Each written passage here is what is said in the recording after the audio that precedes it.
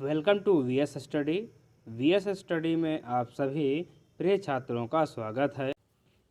Physics की इस class में आज मैं आप लोगों को पढ़ाने वाला हूं सेकेंड लेसन। और सेकेंड लेसन है क्या? गॉस की प्रमेय। कहीं कहीं ये लिखा होता है गाउस का प्रमेय और कहीं कहीं लिखा होता है गॉस का प्रमेय। तो इसमें क्या है, पहला टॉपिक देखते हैं हम। क्या है? समतली कोण। समतली कोण किसी वृत्त के चाप द्वारा केंद्र पर अंतरित कोण को समतली कोण कहते हैं। इसका मात्रक क्या होता है? रेडियन। कोण का मात्रक क्या होता है हमारा? रेडियन। और समतली कोण को किससे प्रदर्शित करते हैं? थीटा से। किससे सब प्रदर्शित करते हैं? थीटा से। समतली कोण को थीटा। और समतली कोण बराबर क्या होता है? चाप की लंबाई बटे त्रिज्या, एल अपॉन आर। एल को क्या कहते हैं? चाप की लंबाई। आर को क्या कहते हैं? त्रिज्या। और घन कोण क्या होता है? किसी गोलीय पृष्ठ के सूक्ष्म खंड द्वारा। ये क्या है? चित्र में देखिए, इसमें दिया हुआ है।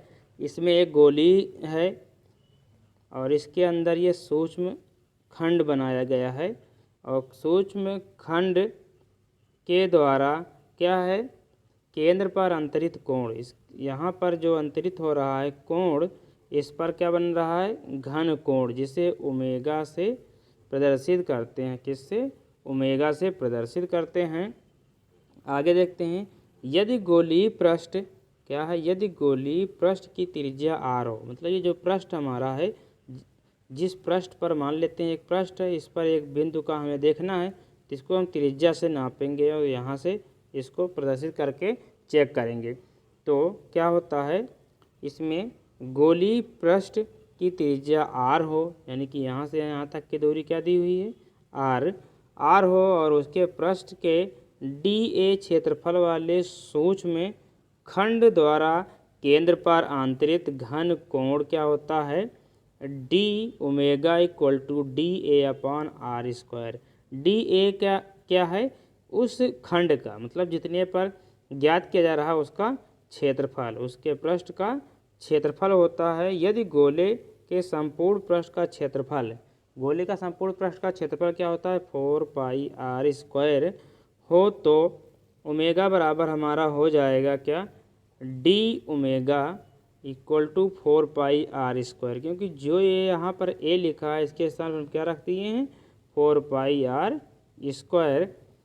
और आर स्क्वायर से हमारा आर स्क्वायर कट जाएगा तो बचेगा 4 पाई। सिर्फ क्या बचेगा? 4 पाई। ये आर स्क्वायर नहीं रहेगा, सिर्फ 4 पाई बचेगा। और इसका मात्रक होता है स्टेरेडियन। कोण का मात्रक हमारा क्या होता है? रेडियन। और क्या होता है? ओमेगा का मात्रक, यानी कि घन कोण का मात्रक होता है स्टेरेडियन। आगे देखते हैं। वैद्युत फ्लक्स क्या है? वैद्युत फ्लक्स क्या है? वैद्युत क्षेत्र में, मतलब कि वैद्युत क्षेत्र में स्थित किसी काल्पनिक पृष्ठ से संबद्ध, यानी संबद्ध मतलब घिरा हुआ। क्या होता है? संबद्ध का मतलब घिरा हुआ। वैद्युत क्षेत्र में स्थित किसी काल्पनिक पृष्ठ से संबद्ध, यानी कि घिरा हुआ वैद्युत फ्लक्स उस पृष्ठ से होकर गुजरने वाली वैद्युत बल रेखाओं की संख्या की माप है। इसे फाई ई से प्रदर्शित करते हैं। जैसे कि क्या है? कोई चुंबक हम देखते हैं, क्या मैग्नेट चुंबक है हमारा, तो उसका कुछ ना कुछ क्षेत्र होता है कि वो इतनी दूरी तक की वस्तु को अपनी ओर आकर्षित कर लेता है। तो उसका कुछ ना कुछ क्या होता है? क्षेत्र जो होता है वही क्या कहलाता है? चुंबकीय क्षेत्र। तो देखते हैं आगे। यदि किसी बिंदु पर वैद्युत क्षेत्र की तीव्रता ई हो, क्या, जैसे ई में चित्र दिखाया गया है, वैद्युत क्षेत्र की तीव्रता को हम लिखते किससे? ई से हो, तब इसके अभिलंबवत स्थित पृष्ठ के क्षेत्रफल अवयव डी ए हैं। इसके अभिलंबवत इस पर जो क्षेत्रफल बनेगा डी ए से गुजरने वाली वैद्युत बल रेखाएं, मतलब कि इससे जो रेखाएं गुजरती हैं बाहर की तरफ, रेखाओं की संख्या बद्ध वैद्युत फ्लक्स, यानी कि घिरा हुआ वैद्युत फ्लक्स कहलाता है। और तो इस वैद्युत flux d phi e phi e बराबर हो जाएगा ई डी ए, यानी कि फाई क्या है, वैद्युत फ्लक्स है, बराबर ई क्या है, विद्युत क्षेत्र की तीव्रता है, और ए क्या है, उस पर उसका क्षेत्रफल है मतलब। और यदि पृष्ठ को थीटा कोण घुमा दिया जाए, यदि पृष्ठ को थीटा कोण घुमा दिया, ऐसे कुछ बना दिया जाए, तो फाई ई बराबर E D a cos theta, यानी हमें थीटा का भी मान रखना पड़ेगा। तो आगे देखते हैं, गाउस का नियम क्या देखना है हमें, गाउस का नियम, ये यहाँ पर गाउस रहेगा, गलत लिख गया है। गाउस या गाउस का नियम, किसी बंद पृष्ठ से गुजरने वाला, क्या, किसी बंद पृष्ठ, जैसे कि पिछले वाले चित्र में दिखाया गया ना, किसी बंद पृष्ठ पर क्या है, किसी बंद पृष्ठ से गुजरने वाला वैद्युत फ्लक्स उस पृष्ठ द्वारा घिरे हुए, क्या है, उस पृष्ठ द्वारा घिरे हुए कुल वैद्युत आवेश का 1/ε0 गुना होता है। कितना होता है, 1/ε0 गुना होता है। यदि किसी बंद पृष्ठ द्वारा घिरा हुआ कुल आवेश क्यों हो, तो क्या हो, यदि आवेश क्या हो, क्यों हो, तो गॉस की प्रमेय के अनुसार उस पृष्ठ से गुजरने वाला कुल आवेश क्या होता है हमारा, phi E equal to q upon epsilon 0। तो आगे देखते हैं, क्या, माना, क्या है, माना कोई बिंदु आवेश प्लस क्यू किसी बिंदु पर, जैसे कि चित्र में दिखाया गया है, क्या है, प्लस क्यू ये दिया हुआ है, प्लस क्यू दिया हुआ है, तो ये क्या हो जाएगा,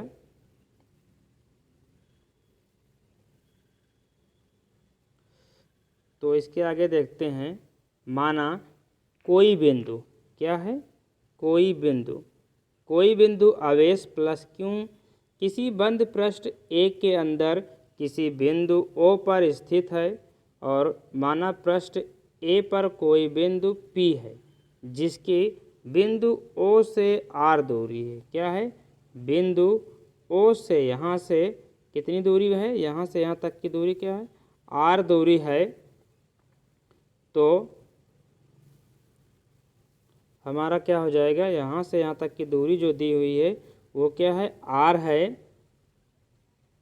बिंदु P के चारों ओर एक अल्पांश डी ए है, क्या है, एक अल्पांश डी ए है, यानी इसका क्षेत्रफल है, जिसके संगत क्षेत्रफल सदिश क्या है, डी ए, उसका दिशा भी प्रदर्शित जो करता है उसे क्या कहते हैं, सदिश।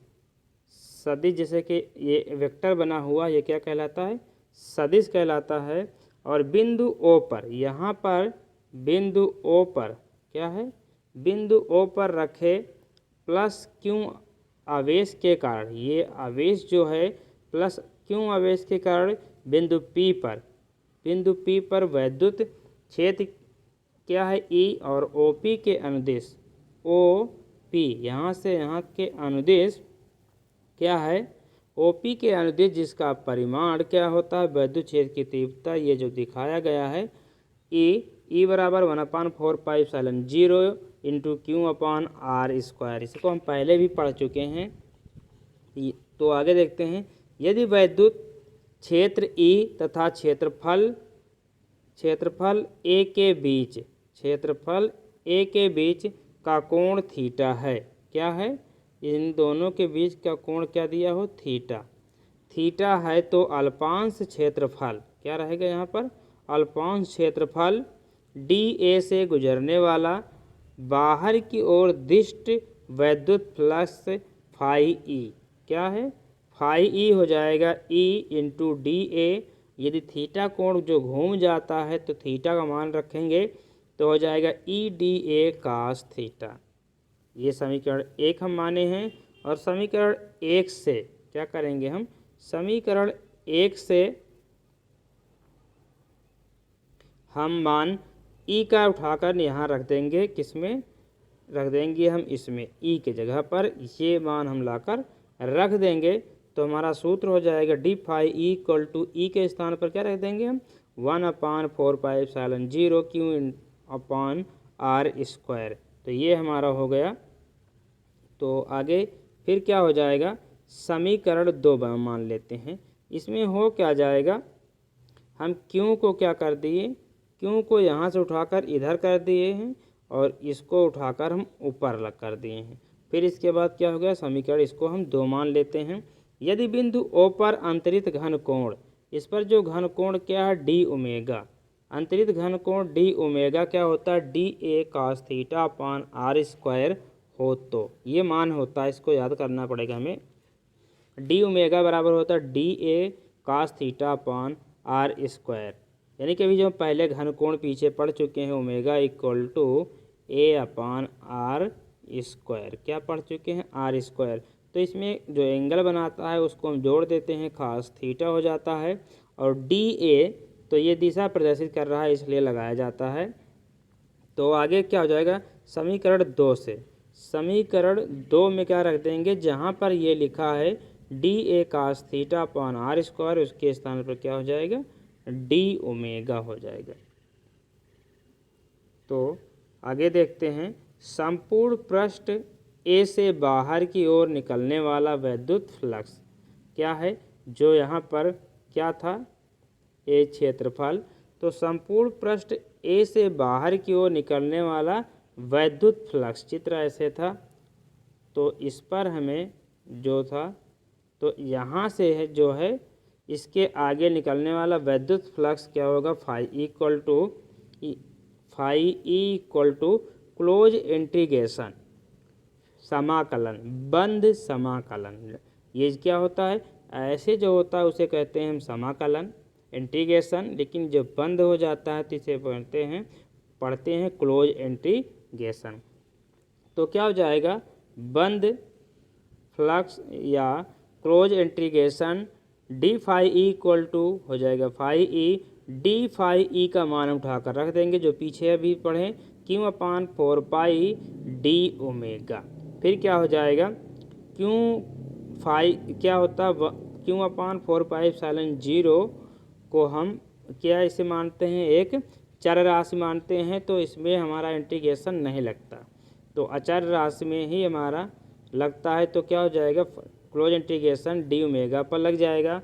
परंतु होता क्या, डी ओमेगा बराबर 4 अभी पीछे हम सीखे हैं क्या कि डी ओमेगा क्या हुआ था, d omega equal to 4 r square upon r square हुआ। तो आर स्क्वायर से आर स्क्वायर कट गया तो बचा क्या था 4 तो डी ओमेगा के स्थान पर हम रख क्या देंगे 4 तो हो क्या जाएगा हमारा, जब हम 4 रखेंगे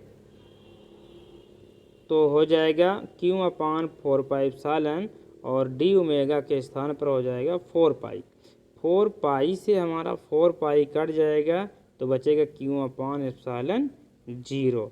तो ये हो जाएगा क्या, हमारा गॉस का प्रमेय सिद्ध हो चुका है। क्या है, गॉस की प्रमेय। तो आगे देखते हैं, क्वेश्चन क्या दिया हुआ है हमारा, एक क्वेश्चन देख लेते हैं इसी के आधार पर। पहला प्रश्न हमारा है क्या, 1 मीटर भुजा वाले किसी घन के केंद्र पर 1 कूलाम का आवेश रखा है। आवेश कितना है, क्यों बराबर 1 कूलाम। घन के पृष्ठ से कुल कितना वैद्युत फ्लक्स यानी कि phi E equal to question mark हमें ज्ञात करना है, गुजरता है। घन के किसी एक फ्लक्स से कितना फ्लक्स घनत्व गुजरेगा। तो पहले हम फाई ई ज्ञात कर लेते हैं। तो फाई ई ज्ञात करने के लिए हम क्या करेंगे, हमारा सूत्र होता क्या है, phi E equal to q upon epsilon 0। तो हो क्या जाएगा हमारा, क्यू का मान 1 एप्सिलॉन 0। तो हमारा आंसर क्या हो जाएगा, phi E equal to 1 upon epsilon 0। ये मान हो जाएगा हमारा। इसका क्या हो गया, वैद्युत फ्लक्स ज्ञात हो गया।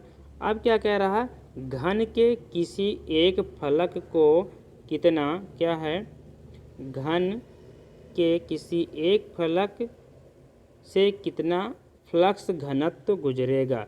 तो घन के कितने फलक होते हैं, तो लिखते हैं हम घन के फलक। क्या है? घन के फलक होते हैं जो होते हैं 6, तो इसे हम 6 से गुणा कर देंगे। क्या हो जाएगा हमारा घनत्व, फ्लक्स घनत्व हम ज्ञात करेंगे तो वो हो जाएगा हमारा 6 × 1/ε0। तो इसका मान हमारा हो जाएगा 6 के अन्नम 6/ε0। ε0 मान इतना हो जाएगा।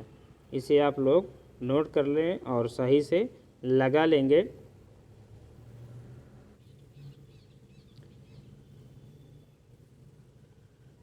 PDF फाइल डाउनलोड करने के लिए आप सभी लोग क्या करें,